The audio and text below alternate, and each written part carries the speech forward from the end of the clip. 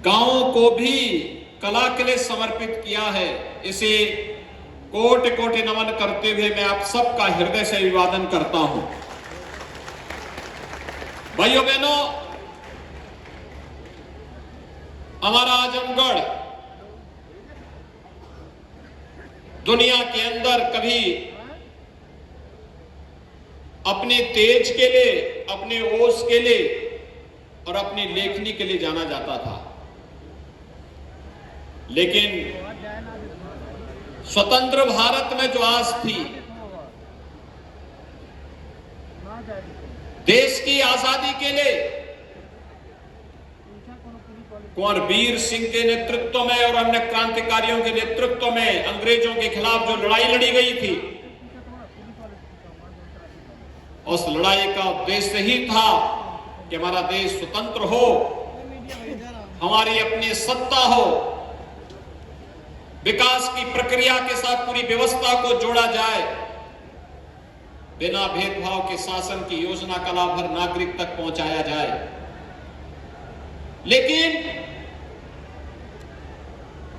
यह जनपद उससे एकदम विपरीत दिशा में गया। जिन लोगों के हाथों में सत्ता की बागडोर आई, उन लोगों ने आजमगढ़ का दोहन किया। कलम का स्थान यहां पे कुछ लोगों ने कट्टा देने का प्रयास किया और यहां के युवाओं के हाथों में भी कुछ लोगों ने तमंचे पकड़वाने का कार्य किया।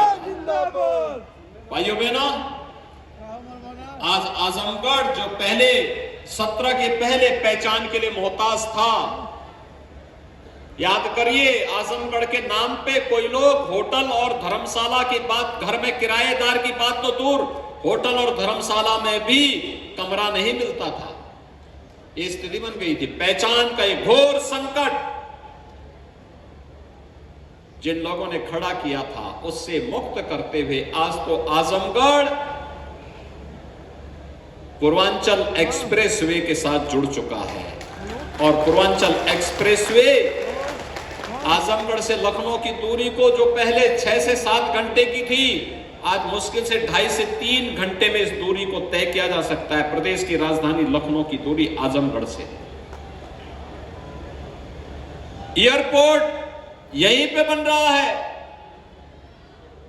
और अब कट्टा नहीं, कलम केले महाराज सुहेलदेव के नाम पर विश्वविद्यालय भी यहां प्रारंभ हो चुका है। बहुत शीघ्र उसके प्रशासनिक भवन का उद्घाटन भी होने जा रहा है।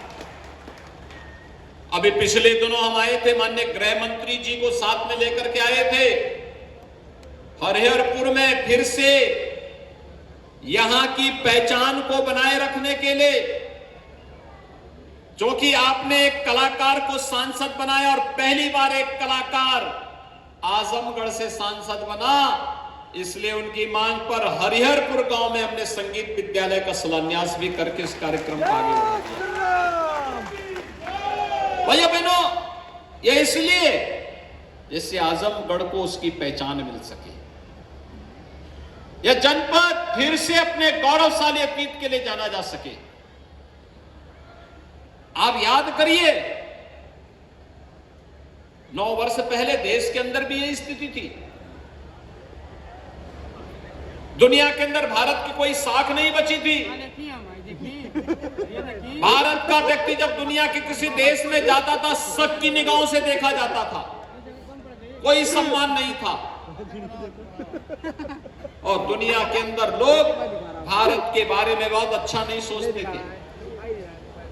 लेकिन 9 वर्ष पहले प्रधानमंत्री मोदी जी के हाथों में भारत की बागडोर आई और आज बदलते हुए भारत को हम सब ने अपनी आंखों से देखा है।